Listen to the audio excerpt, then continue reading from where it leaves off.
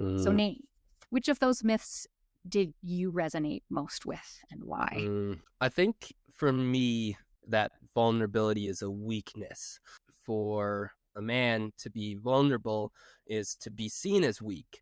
And in the myth of it, that being vulnerable would be associated to weakness. I think it's an interesting perspective that vulnerability could possibly be weakness, because I think vulnerability is just something you're opening up to. There's vulnerability in connection, and there's vulnerability in loving somebody. You can't guarantee that somebody's going to love you back.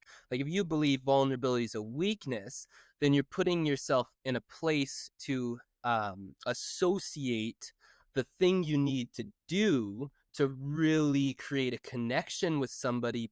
You really have to be vulnerable to build any sort of connection with people. If you believe vulnerability is a weakness, you're never going to open up yourself to vulnerability.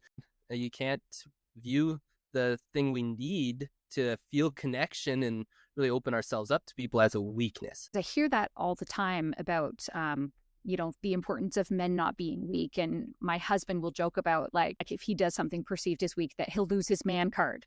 And well, I think that that's like amusing when you're joking about it. Kind of the implication is that people are just always going to be out to hurt one another. And I think that there are people out there who are like that, but that's not everybody.